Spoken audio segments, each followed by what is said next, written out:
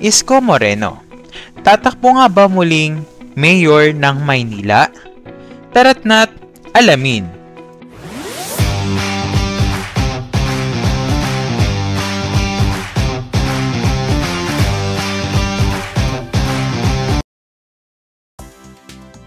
Kumalat ang balita sa social media na muling tatakbong mayor ng Maynila ang kapuso aktor at TV host na si Isko Moreno.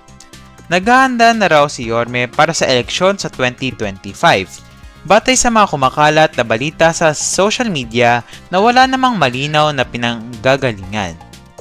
Kaya nang humarap si Isko sa ilang miyembro ng entertainment press kamakailan para sa announcement ng Sparkle World Tour concert, isa sa mga natanong sa kanya ay kung tatakbo ba siya muli sa pagka-mayor ng Maynila sa susunod na taon.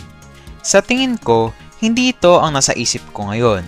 Tunay kong mahal ang pagsisilbi sa tao.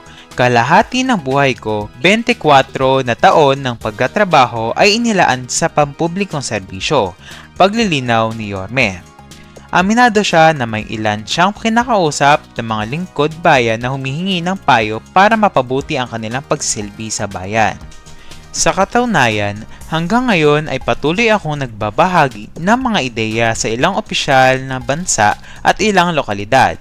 Ngayon, nagpapasalamat ako sa Diyos kung nasaan man ako ngayon at nagpapasalamat ako sa taong bayan sa pagbibigay sa akin ng pagkakataong maglingkod. At hindi iyon mawawala sa puso ko. Hindi ko lang ito masyadong iniintindi ngayon dahil patuloy kong tinutupad ang aking obligasyon bilang isang artista ng GMA7 sa ilalim ng Sparkle. Dagdag pa ni Yorme. Patuloy pa niya. Sa ngayon, nag-e-enjoy muna ako na maglaan ng oras para sa pamilya ko. Alam nyo, 24 na taon ng aking buhay ay sa pagsisilbi sa publiko. Hindi maikakaila na malaking bahagi nito ay inalis ko sa mga anak ko. Kaya ngayon, sigurado sa ngayon, mauunawaan naman ako ng mga tao sa inuuna ko muna ang pamilya ko. Habol-habol muna ng kaunti, dagdag pa niyang paliwanag. Excited na si Isko sa magaganap na Sparkle World Tour kung saan isa nga siya na napiling magpasaya at mag-entertain sa mga kapuso nating OFW na matagal lang nagtatrabaho at naninirahan sa Amerika.